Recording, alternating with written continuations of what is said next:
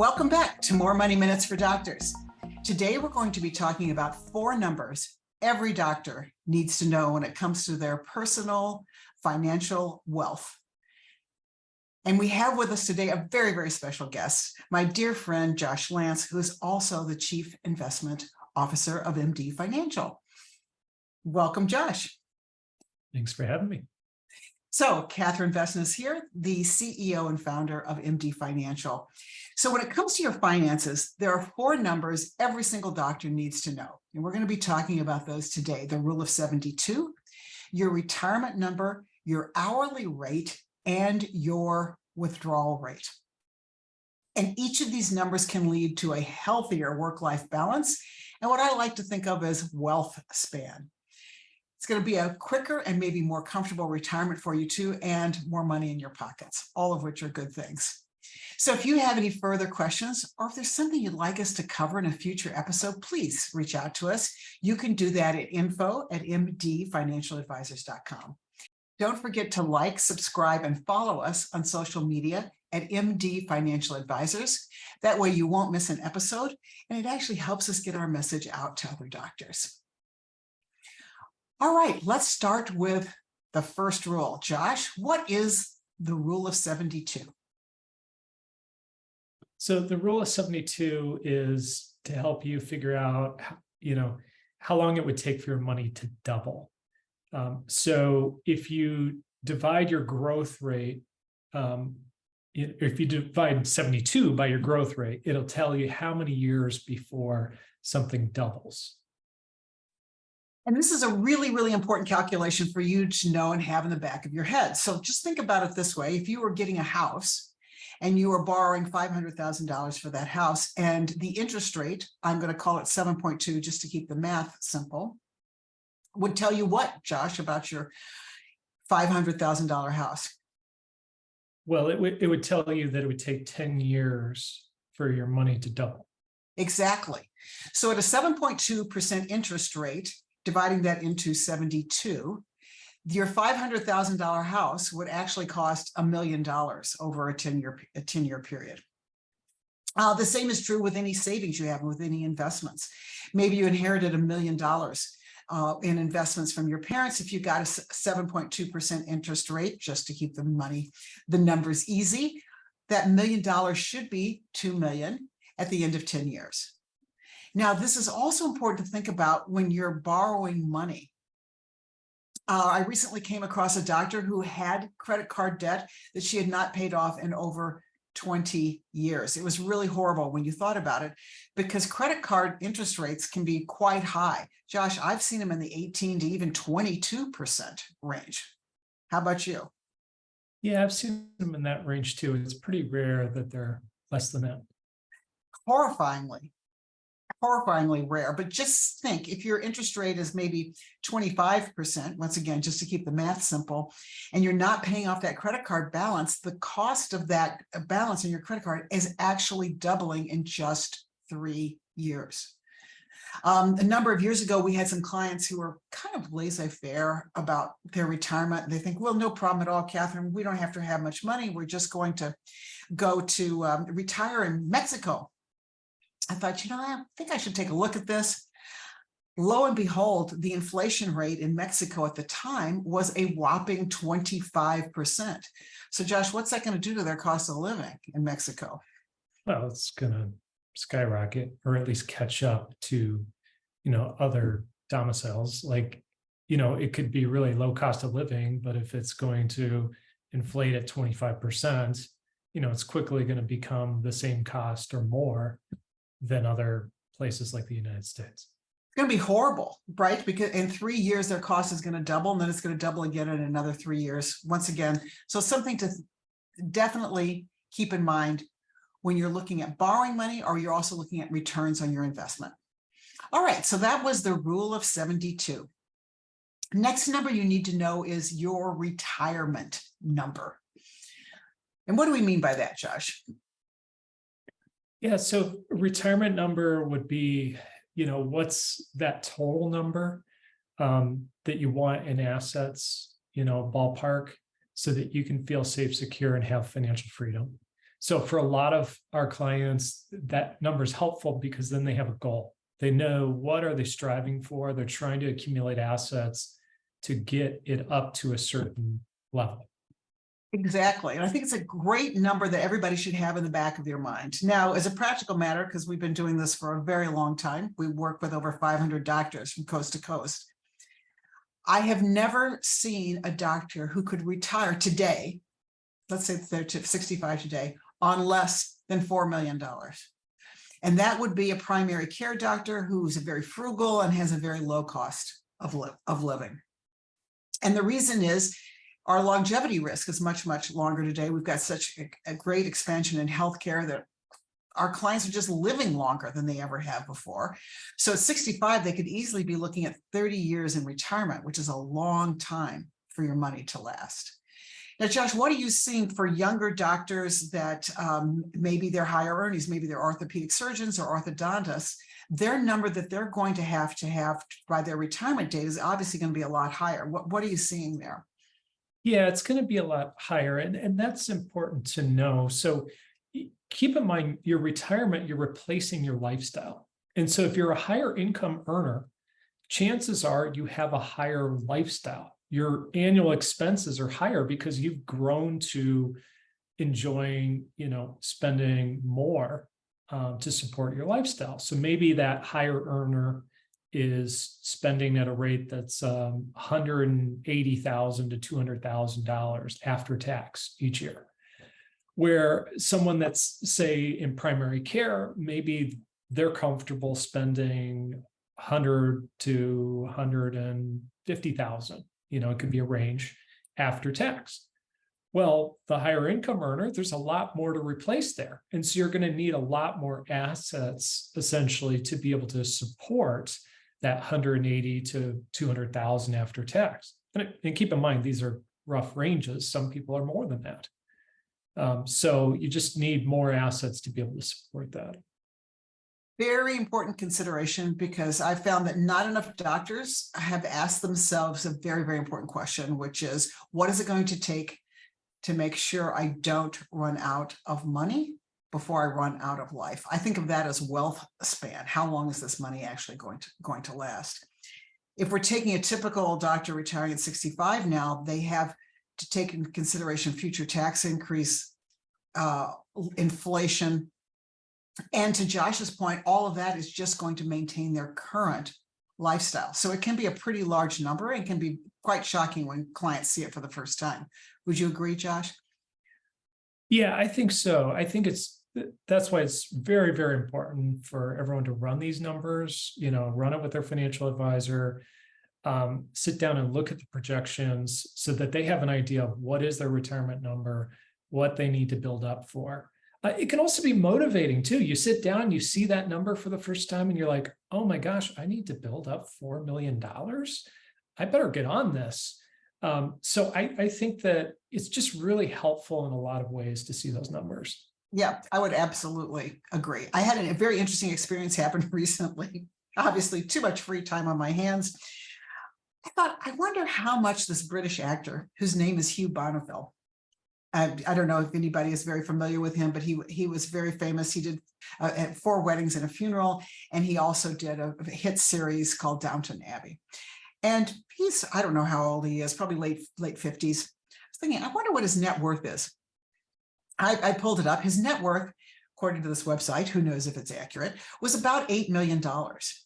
And I was fascinated with that because here he is, one of the most famous actors in the world. Actually, he had a net worth of $8 million. And I was thinking, how many of our doctors should have that number by the time that they're ready to retire, and could easily have that number if they planned ahead and just set a little bit aside every month. So nice to know. A lot of our doctors could be in the same net worth as a very famous British actor.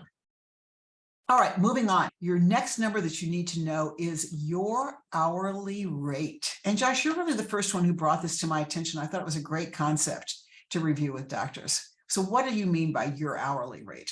Yeah, so most of us are accustomed to being paid annually. So most of our doctors, they get a salary, maybe a bonus, maybe there's productivity built into it, but they think of their numbers in terms of what do they earn for the year. Well, we think it's very valuable to convert those numbers into an hourly rate, and not just an hourly rate, but an hourly after tax rate. And the reason is it gives you a measurement for 1 hour of your time. What is your time actually worth? And this allows you to start doing comparisons. Do you go work at the clinic for another hour, or do you mow your lawn?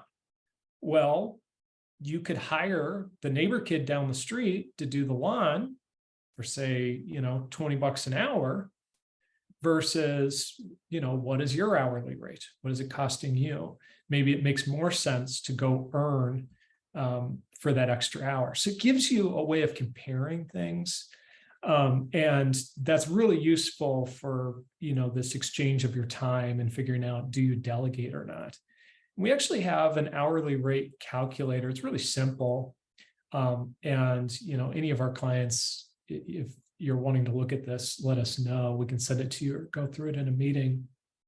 But basically, we could punch in your compensation for the year. Sometimes our clients have multiple incomes from multiple sources. And then we can plug in, how many hours in a week you're actually working. Of course, that varies. Let's say, it's more than 40. Let's say, it's 50. And then how many weeks of vacation, we'll strip that out. So we figure out how many hours in a year. And from there, we can see that your hourly rate in this example is $104 per hour on 250,000 of income. But then after tax, if we subtract out your marginal brackets, let's say those add up to 32%. Well, really your hourly after tax is 70. So this is useful for then playing that comparison that I was mentioning earlier.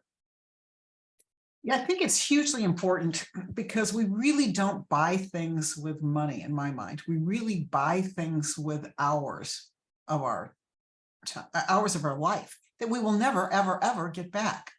So it's very important to be thinking about this when you're purchasing something. So let's say that you wanted season tickets to the Celtics and it was going to cost you $15,000. Josh, let's pull up your little chart again. Let's do $15,000 and divide it by, do you want to divide it by the after-tax rate or the gross tax rate? After. Okay, so let's take $15,000, divide it in this rate by $70.83. And if I'm doing my math right, that says it took you 211 hours to be able to earn enough to buy those tickets to the Celtics game. Did I do the math right, Ben? You did the math right. And let's say you make 400,000 in the course of the year. Then you can see, it's a little bit different. It's 132 hours. To buy those Celtic tickets. 15,000 divided by 113 is 132 hours. That just doesn't seem right to me. This number was so shocking to me that I actually had to rerun it myself to make sure. 132 hours out of your life. Well, you can see if you're working 50 hours a week, let's divide it by 50, Josh, you can see how many weeks it's going to take you to buy those Celtic tickets. Right. It's going to take you 2.5 weeks approximately of your hours out of your life to be able to buy this. Now, I'm not saying don't do that. Don't buy the Celtic tickets. Don't take the trip to Greece. Don't buy the Tesla. I'm not saying that at all. I'm just saying being aware of what it costs you. And this number is also a good number to think in terms of just what Josh said. What is a good use of your time? Are you better off mowing the lawn, grocery shopping, hanging the wallpaper, whatever it is?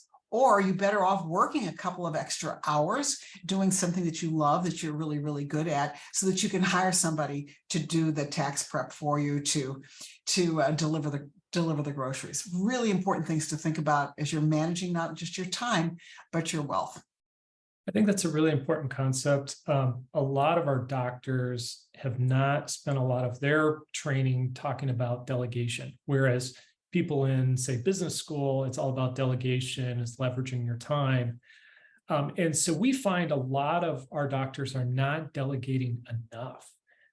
They're spending a lot of their time where they could spend their time earning a lot more, other places in their day job, and delegating that to, maybe a cleaning service for their house, or, whatever it is. It always comes with the caveat of you need to be, working to make up for that time. You can't just say, hey, I'm not working anymore, but I'm going to delegate all this. But delegation is a key aspect to leveraging your time and creating more wealth over time. Well, just for fun, under annual salary, let's put in $1 million. I'm thinking about one of our very beloved orthopedic surgeon who makes about $1 million a year. He loves to mow his own lawn. Now, should he not mow his own lawn?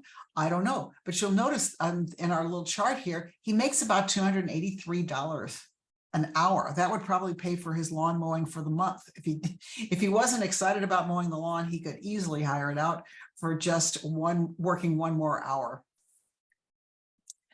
Very important concept. Thanks, Josh.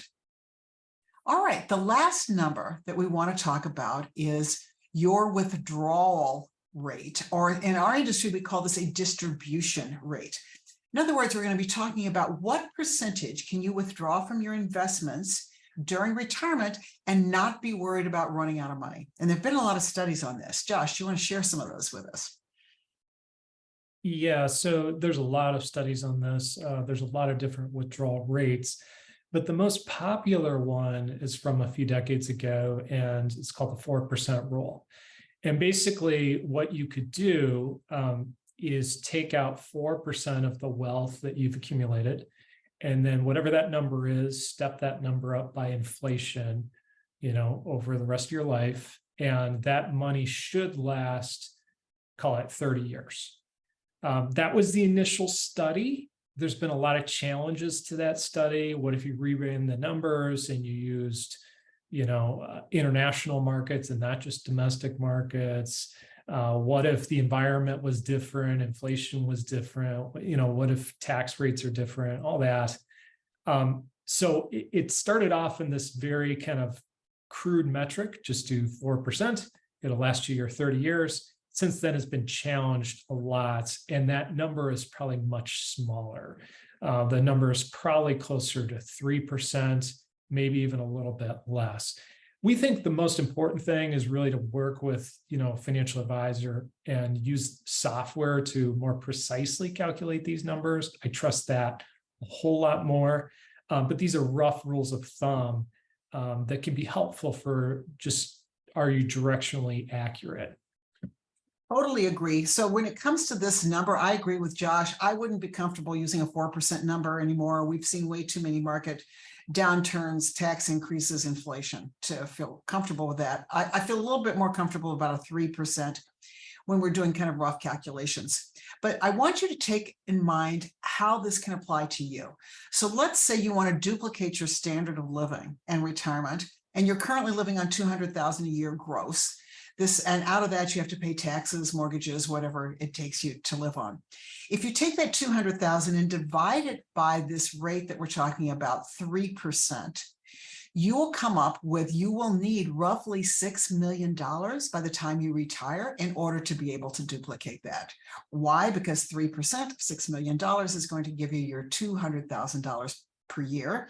And to Josh's point, we're hoping that the rates of return over time are such that you can put a little bit more money back in the pot to cover inflation as things go forward. So Josh, how else would you use this number? I think you brought an excellent point in just dividing there, but I think you could also think in terms of like the total amount of wealth and just take 3% of that, and that gives you an idea of things. So, if you have Catherine, I think you mentioned, 5 million earlier in our discussion here. And so if you were to just take 3% of 5 million, that's 150,000 per year. Now, keep in mind, that's just from your portfolio. So maybe you have some income sources other places. Maybe you're going to include Social Security in your plan. So it's 150,000 of your supplemental retirement income. And keep in mind, these studies were really meant to show 30 years, but everyone's situation is going to be unique. What if you're retiring in your early 50s? You're one of those go-getters. Well, you need to plan on a much longer retirement. So I'm not sure that 3% rule is going to work for your situation. We have other clients that really enjoy working. They're going to work into their 70s. They might not need to support, 30 years, depending on their health and life expectancy and all that. So everyone's situation is different.